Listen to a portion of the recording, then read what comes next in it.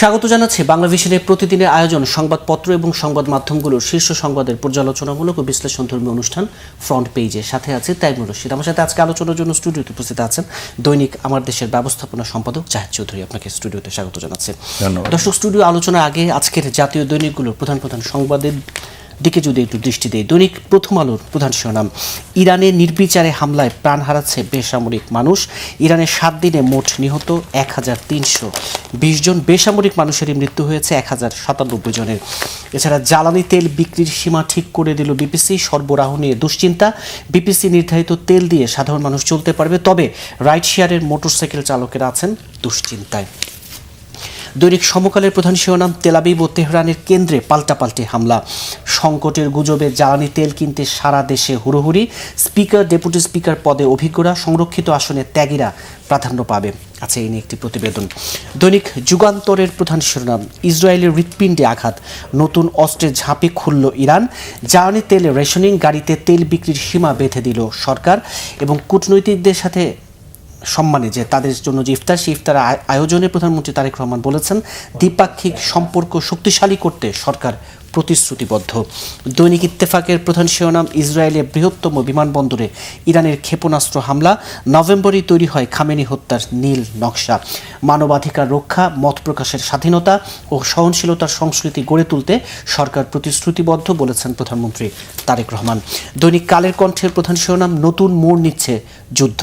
সংকটের শঙ্কায় পাম্পে প্রচণ্ড ভিড়। জামাত আমিরের একটি ফেসবুক স্ট্যাটাস, অন্তর্বর্তী সরকার বিদেশি চুক্তি নিয়ে আমাদের সঙ্গে কোনো আলোচনা করেনি। এছাড়া কূটনীতিকদের সম্মান ইফতারে প্রধানমন্ত্রী তারেক রহমান বলেছেন, দ্বিপক্ষীয় সম্পর্ক আরও শক্তিশালী করতে সরকার প্রতিশ্রুতিবদ্ধ। দৈনিক দেশ রূপান্তরের প্রধান শিরোনাম, সংঘাত বিস্তৃত, দীর্ঘমেয়াদী লড়াইয়ে প্রস্তুত ইরান এবং তেল নিয়ে হুলস্থুল। অদক্ষতার অভিযোগে বিপিসির 2 পরিচালক ওএসডি। দৈনিক কালবেলার প্রধান শিরোনাম, ইরান যুদ্ধ, হামলা পাল্টা হামলা চলছেই, তেলের দামে যুদ্ধের ঢেউ বাড়ছে উদ্বেগ। দুপক্ষই অনড়, দীর্ঘমেয়াদী যুদ্ধের পথে মধ্যপ্রাচ্য। এছাড়া একটি বিশেষ প্রতিবেদন আছে, ইচ্ছামতো ব্যয় ফাঁপা ঢাকার 2 সিটি। দৈনিক মানব জমিনের প্রধান শিরোনাম, মধ্যপ্রাচ্যে যুদ্ধ, আমদানি রপ্তানি রেমিটেন্সে অনিশ্চয়তা। মধ্যপ্রাচ্যগামীদের চরম দুর্ভোগ, বিপাকে ওমরা যাত্রী শ্রমিকরা। পাল্টাপাল্টি হামলা জোরদার, B2 বোমারু বিমান থেকে বোমা বর্ষণ, মার্কিন রণতরী আব্রাহাম লিঙ্কনে হামলা। এছাড়া কূটনীতিকদের সম্মানী ইফতারে দ্বিপক্ষীয় সম্পর্ক শক্তিশালী করতে সরকার প্রতিশ্রুতিবদ্ধ বলেছেন প্রধানমন্ত্রী তারেক রহমান। দৈনিক বণিক বার্তার প্রধান শিরোনাম, ইরানের কাছে শর্তহীন আত্মসমর্পণ দাবি করেছেন ট্রাম্প। বন্ধ হয়ে যেতে পারে উপসাগরীয় দেশগুলো জ্বালানি রপ্তানি। এছাড়া মধ্যপ্রাচ্য যুদ্ধের জ্বালানির উপর যে প্রভাব পড়েছে, জ্বালানির পর এবার সারেও বিপাকে পড়ছে বাংলাদেশ। এ নিয়ে আছে দৈনিক বণিক বার্তার একটি প্রতিবেদন। দৈনিক আমার দেশের প্রধান শিরোনাম, ইরান ধ্বংসের পর ট্রাম্পের নিশানায় কিউবা। জ্বালানি তেল সংকটে আতঙ্কে পেট্রোল পাম্পে দীর্ঘ লাইন, চাহিদা মেটাতে রেশনিং শুরু বিপিসির। দৈনিক বাংলাদেশ প্রতিদিনের প্রধান শিরোনাম, যুদ্ধের ভয়াবহতা বাড়ছেই, দীর্ঘমেয়াদী যুদ্ধের কবলে মধ্যপ্রাচ্য। ইরানে নিহতের সংখ্যা বেড়ে 1332। শাহজালাল বিমানবন্দরে আরও 33টি ফ্লাইট বাতিল। উড়ন্ত আশিক ইউনিসের মার্কেটিং ম্যানেজার ছিলেন। এই একটি বিশেষ প্রতিবেদন আছে। এছাড়া জ্বালানি তেল নিয়ে শঙ্কা, পাম্পে দীর্ঘ লাইন। এছাড়া আরেকটি প্রতিবেদন আছে, 8 উপদেষ্টার কি হবে এবং বিদ্যুৎ উপদেষ্টা ফাউজুলের চরম স্বেচ্ছাচারিতা। দ্য ডেইলি স্টারের প্রধান শিরোনাম, war enters next phase, says Israel US as Iran attacks intensify. Tehran strikes Israel, claims destroying US radars in UAE, Jordan, Qatar. Give peace a chance, urges UN rights chief as major humanitarian emergency declared in Middle East. New এজের প্রধান শিরোনাম, Iran missile barrage sparks explosions over Tel 22 public university to relocate to permanent campus. The daily অবজারভারের প্রধান শিরোনাম, Israel bombards Tehran, Beirut.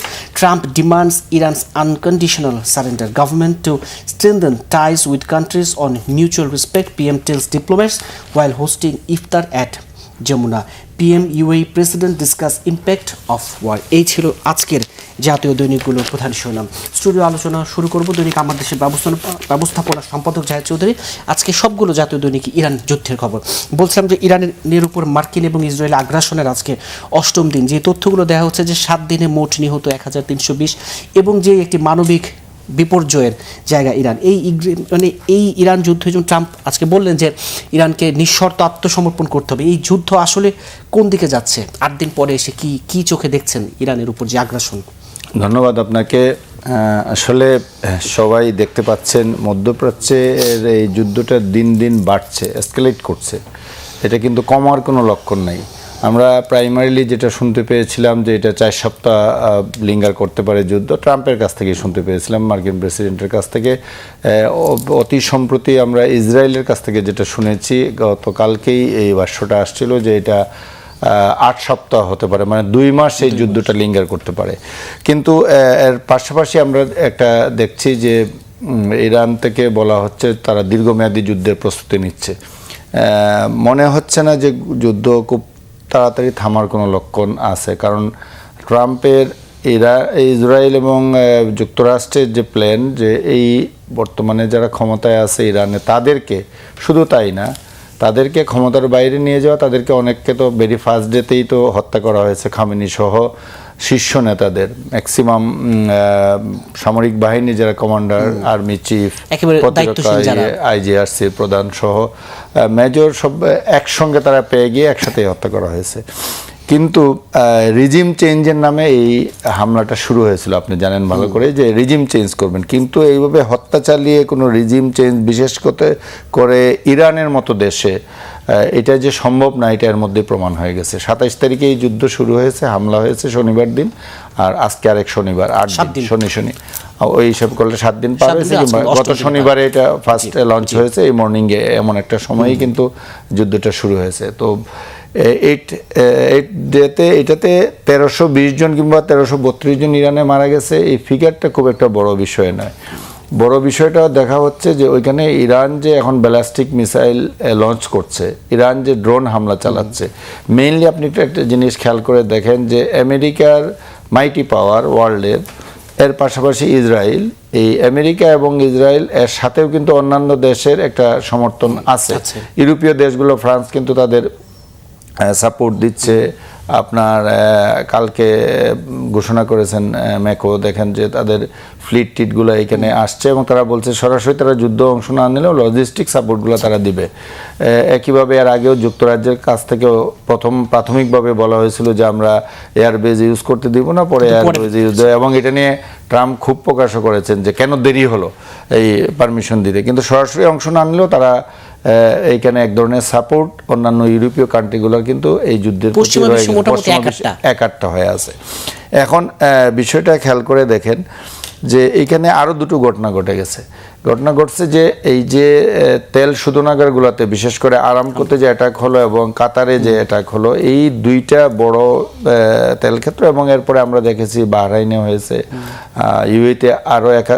ইউএতে হয়েছে। তো এইখানে Iran কিন্তু কিছু কিছু ক্ষেত্রে বলছে যে এটা আমরা হামলা করিনি, তাইলে এই হামলাটা করলো কে? এটাও একটা কোয়েশ্চন দেখা দিয়েছে যে এর পিছনে অন্য কোনো কারণ আছে কিনা। তো ট্রাম্প এক পর্যায়ে এসে বলেছিলেন যে আমরা স্থলযুদ্ধের দিকে যাব, এবং উনি ইরাকে যারা কুর্দি রয়েছে, আপনি জানেন যে দীর্ঘদিন ধরে কুর্দিদের সাথে তাদের একটা ইরানিয়ান গভর্নমেন্টের একটা ক্লাশ আছে, ইরাকের ভিতরে আছে, ইরানের মধ্যে আছে, টার্কির সাথে আছে। কুর্দিরা এই 3টা দেশে, তারা 3 জায়গায় সরকারের সাথে কুর্দিদের একটা ফাইট চলছে দীর্ঘদিন থেকে। তো তারা ইরাকের কুর্দিদের ব্যবহার করে, ইরানের কুর্দিদের ব্যবহার করে তারা চেয়েছিল একটা স্থল অভিযান চালাতে, কিন্তু এখন এটা থেকে আবার রিট্রিট করেছেন ট্রাম্প। এবং আশ্চর্যের বিষয় হলো মধ্যপ্রাচ্যে যেটা ধারণা করা হয়েছিল তার চেয়েও বেশি ইরান তাদের পারফরমেন্স দেখাচ্ছে, যদিও ব্যাপক ক্ষয়ক্ষতি হচ্ছে মানুষের দিক থেকে বলেন, নেতৃত্বের দিক থেকে বলেন, ইনফ্রাস্ট্রাকচারের দিক থেকে বলেন। কারণ ভেরি ফার্স্ট ডেতে আপনি দেখেন যে মার্কিন হামলায় এই যে 165 জন স্কুল ছাত্রী মারা গেল এলিমেন্টারি স্কুলের, এবং দক্ষিণ ইরানের মিনাবে যে ঘটনাটা ঘটলো, এটাকে এখন জাতিসংঘ এবং আমেরিকান নিজস্ব ইনভেস্টিগেশন, এটা তো ক্লিয়ার, ভেরি মাচ ক্লিয়ার যে এটা ওই হামলাই হয়েছে, এবং এটা তারা এখন স্বীকারও করে নিয়েছে। ওই রকম শুধু সামরিক নয়, প্রচুর বেসামরিক স্থাপনাগুলোতে অ্যাটাক হচ্ছে, এবং গত 2 দিনে এই হামলাটা আরও ইন্টেন্সিফাই করেছে আমেরিকা এবং ইসরায়েল। কিন্তু ইরান তার এটাকে প্রতিহত করা বলেন আর পাল্টা অ্যাটাক বলেন, এটা কিন্তু করেই যাচ্ছে।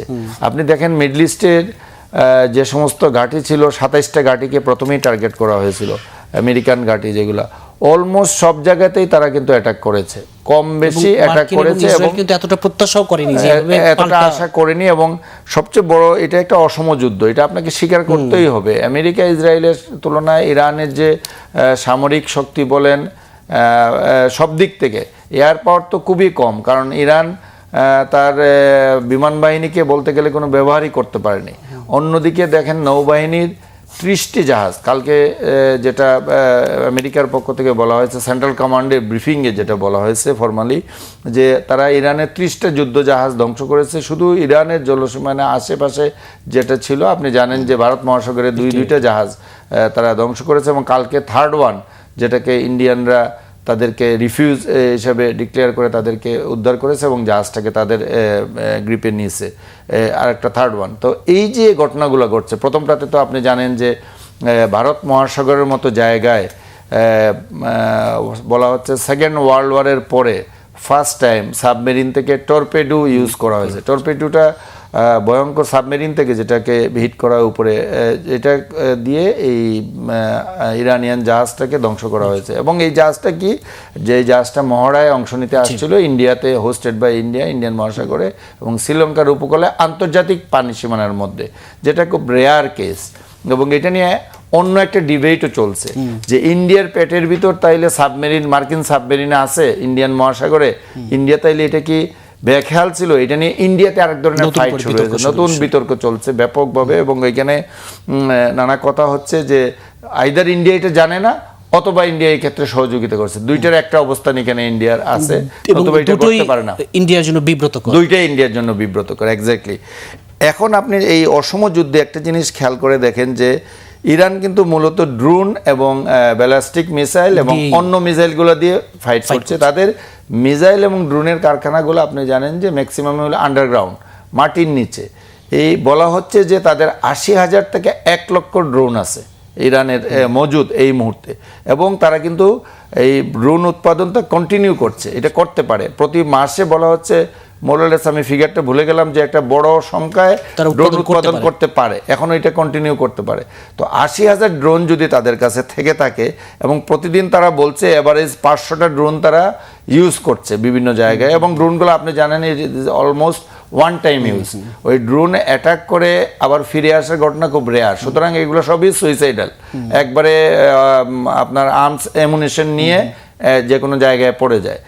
এই ড্রোনের দাম এত কম, $30,000 যদি একটা ড্রোনের দাম হয়, এটাকে ঠেকাতে গিয়ে 4 গুণ দাম অ্যান্টিসিপেট যে করে তারা, যে এটাকে ঠেকায় ফেলে দেয়, 4 গুণ খরচ হচ্ছে। তো এইখানে একটা সাংঘাতিক সুবিধাজনক অবস্থানে ইরান অবস্থান করছে। যে এই যুদ্ধের প্রভাব আমাদের দেশে নিঃসন্দেহে বিশ্বের সব দেশে পড়েছে। যে আজকে সবগুলো পত্রপত্রিকা আমরা নিজেরও তো গতকাল দিন পর কভার করেছে যে জ্বালানি তেল নিয়ে যে এক ধরনের শঙ্কার জায়গা, মানে কেনার জন্য পেট্রোল পাম্পগুলোতে আমরা ভিড় দেখেছি, লাইন দেখেছি। যদিও সরকার বলছে যে আতঙ্কিত হওয়ার কিছু নেই, পর্যাপ্ত মজুদ আছে, সরবরাহ নিয়ে এক ধরনের দুশ্চিন্তা, এই জায়গাটিকে কিভাবে দেখছেন? এইটা দেখেন, এখানে দুটো বিষয় বলার, যে এই যুদ্ধ যেদিন শুরু হয়েছে পুরো মধ্যপ্রাচ্যে এটা স্প্রেড করেছে, ছড়িয়ে পড়েছে, এবং জ্বালানি উৎপাদনকারী মেইন দেশ যেগুলা, এগুলাতে স্প্রেড করেছে। আপনি জানেন যে হরমুজ প্রণালীটা ইরানের কন্ট্রোলে। এই হরমুজ প্রণালীতে ওয়ার্ল্ডের টোটাল যে জ্বালানি পরিবহনের 1/5, মানে 20% শুধুমাত্র এই প্রণালী ব্যবহার করে, এবং এটা কিন্তু বন্ধ আছে, কয়েকদিন থেকে এটা বন্ধ আছে, এবং হাজার হাজার জাহাজ দুই পাশে আটকা পড়েছে। বিভিন্ন দেশের জ্বালানিবাহী জাহাজও আটকা পড়েছে, খাদ্যবাহী জাহাজও আটকা পড়েছে। তো খুব ন্যাচারালি এই তেলের যে একটা সংকট সামনে অত্যাসন্ন, এতে কোনো নিঃসন্দেহে এটা বলা যায়। এবং তেলের দাম আপনি ওয়ার্ল্ড মার্কেটে যেটা দেখেন, ব্যারেল 89 to 90 আজকে সর্বশেষ যেটা অলরেডি উঠে গেছে পার ব্যারেলের দাম, এটা অলমোস্ট 3 গুণ বেড়ে গেছে ওয়ার্ল্ড মার্কেটে। তো বাংলাদেশের যেটা হলো, বাংলাদেশে আমরা শুরুতেই যে বক্তব্যটা পেয়েছিলাম যে বাংলাদেশের কাছে অন অ্যান অ্যাভারেজ 2 মাসের জ্বালানি স্টক আছে, এটা বলা হচ্ছিল। এই গভর্নমেন্ট যখন দায়িত্ব নিয়েছে তখন এই 2 মাসের জ্বালানি তাদের হাতে ছিল, এবং স্টকটা মোরলেস বিবিসি থেকে যে ব্রিফিং করা হয়েছে সরকারের তরফ থেকে, এরকম কথাই বলা হয়েছে। তার অর্থটা কি, যে 2 মাস পর্যন্ত বাংলাদেশের হয়তো মেজর ক্রাইসিস হবে না, কিন্তু এই যুদ্ধ যদি কন্টিনিউ করে, এইটিউক্সও যদি কন্টিনিউ করে, তাইলে তো আপনি শূন্য জ্বালানি দিয়ে তো যেতে পারবেন না। সো এখনই রেশনিংয়ে যেতে হবে, এবং গভর্নমেন্ট রাইটলি এই রেশনিংয়ের পথে গেছে, এবং এছাড়া কোনো বিকল্প নেই, সব জায়গায় তাই হচ্ছে। তবে এটা নিয়ে ওয়ারিড হওয়ার কিছু নেই। যদি যুদ্ধ থেমে যায় এক মাসের মধ্যে তখন আবার 4 সপ্তাহ, তখন আবার এটাকে নরমালাইজ করে ফেলে, এক মাসের স্টক এই যে রেখে, কোথাও মানে স্টকটা কমে গেছে, ক্রাইসিস নেই, সিচুয়েশন ইজ দ্যাট বাংলাদেশের স্টকটা এখন ফুরাচ্ছে। আগে যেটা হলো এটা পাইপলাইনে আপনার খরচ করছেন, আবার পাইপলাইনে আসছে, কিন্তু এখন পাইপলাইনে আসাটা কমে গেছে, কিংবা আপনার বিকল্প সোর্স থেকে, যেমন ইন্ডিয়া যেটা আগে একটা বিষয় ছিল, আপনি যে রাশিয়া থেকে ইম্পোর্ট করতো, এটাকে আবার স্যাংশন দিয়ে দিয়েছিল আমেরিকা, এই স্যাংশনটা আবার 1 মাসের জন্য তুলে নিছে রিসেন্টলি।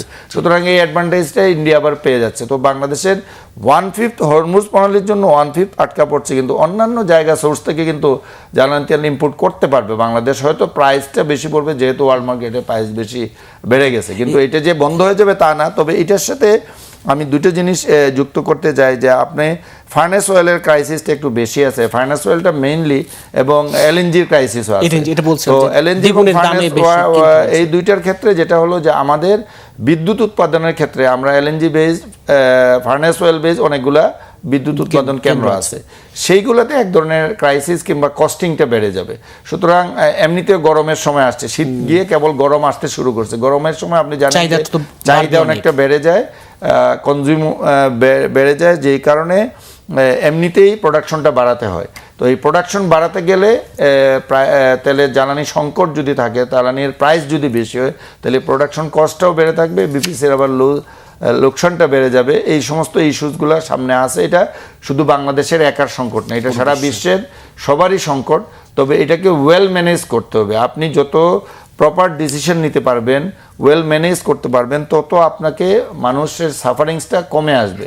জ্বালানি ব্যবহারের ক্ষেত্রে, এসি ব্যবহারের ক্ষেত্রে আমরা দেখেছি যে প্রধানমন্ত্রী সিম্বলিক হলেও উনি ওনার এসির টেম্পারেচার 25-এ নিয়ে গেছেন, কিংবা লাইট অর্ধেক ইউজ করছে, এটা সিম্বলিক করেছেন। এইটুক দিয়ে প্রধানমন্ত্রীর কার্যালয় দিয়ে হবে না, বাট এটা সবাই যদি করে, এটাকে মেনে নেয়, উনি শুরু করলেন নিজকে দিয়ে, অন্যরা যাতে এটা অনুসরণ করে।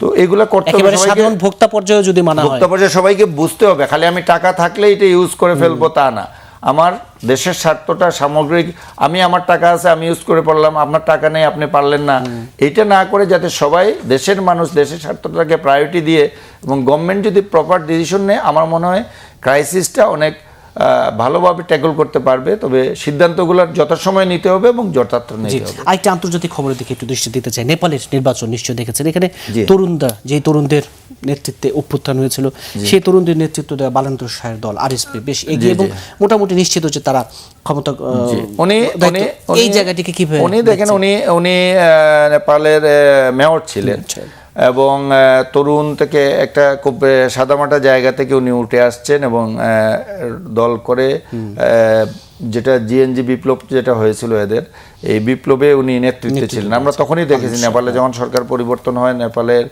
তখনই আমরা দেখেছি তার পারফরমেন্স দেখেছি, এবং আমরা জানি। এবং এখানে উনি আমার মনে হয় যে নেপালের জনগণের মধ্যে একটা আশা সঞ্চার করতে পেরেছেন যে না, আমরা এটা নির্বাচনের মধ্যে আমরা দেখেছি। এবং নেপালে আপনি একটা জিনিস খেয়াল করে দেখেন যে এখানে একটা চাইনিজ এবং ইন্ডিয়ান একটা দুইটা লবি এখানে দীর্ঘদিন থেকে, আপনি জ্ঞানেন্দ্রের মৃত্যু কিংবা এর আগে নেপালের রাজা রাজনৈতিক ঘটনা বীরেন্দ্র দীর্ঘদিন রাজা ছিলেন, তাকে হত্যা করার পর আবার জ্ঞানেন্দ্র তারই চাচাতো ভাই, এটা প্রাসাদ ষড়যন্ত্র হত্যাকাণ্ডের পর ক্ষমতার পালাবদলের পর থেকে আমরা দেখছি যে খুব দীর্ঘদিন স্থায়ী কোনো সরকার হয় না, এটা বারবার সরকারের একটা পরিবর্তন আসে, এবং এটার পিছনে দুইটা পরাশক্তি কিংবা বড় শক্তি, আঞ্চলিক শক্তি, তারা প্রভাব বিস্তার করে।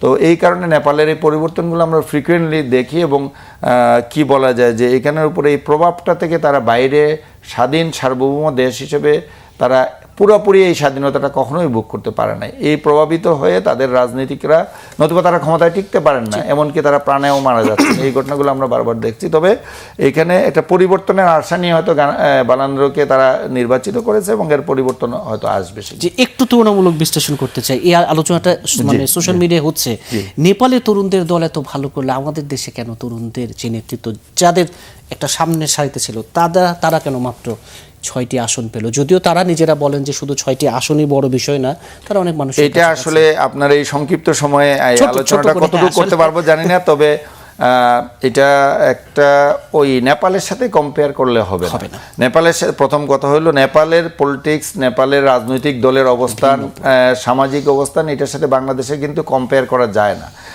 প্রথমত। দ্বিতীয়ত আপনি যেহেতু সময় কম, আমি সংক্ষেপে পুরোটা বললে এটা একটা জিনিস বলা যেত, যেটা হলো যে এনসিপি জুলাই আন্দোলনে নেতৃত্ব দিয়েছে তরুণরা।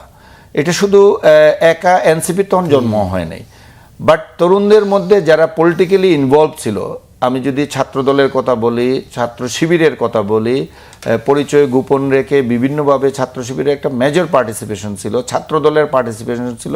শুরু থেকে তারা এই আন্দোলনে 16 বছরের একটা আন্দোলনের একটা মোমেন্টাম নিয়ে আসছে। মোমেন্টাম আনার পর তারা দলীয় ব্যানারে, যখন চূড়ান্ত পর্যায়ের আন্দোলন হচ্ছে না, তখন নির্দলীয় একটা ব্যানারে, এই বৈষম্য বিরোধী ছাত্র আন্দোলনের ব্যানারে, এখানে আরও অনেক তরুণ এটাতে যোগ দিয়েছে যাদের দলীয় পরিচয় ছিল না কিংবা দলীয় পরিচয় গোপন ছিল। তারা এটাকে মোমেন্টামে নিয়ে গেছে এবং সম্মিলিত শক্তির ফলে এই হাসিনা ফেসিবাদী সরকারকে তারা পরাজিত করতে পেরেছে। তারপরে আসলো এই রাজনৈতিক দল, যার যার দলে যার যার তারা চলে গেল, এবং এর বাইরে যে তরুণরা ছিল তারা একটা প্ল্যাটফর্ম করলো এনসিপি। তো এনসিপির ক্ষেত্রে আমি যেটা বলবো, সময় লাগবে। এনসিপির কাছে, এনসিপির যারা এখানে কিছু ক্ষতি তারা করে ফেলছেন, যে যারা সরকারে গিয়েছিলেন, প্রথমত নাহিদ ইসলাম এবং আসিফ মাহমুদ সজীব ভুইয়া, পরবর্তীতে নাহিদ ইসলাম সরে আসলেন এনসিপি করার জন্য, এখানে মাহফুজ আলম গেলেন।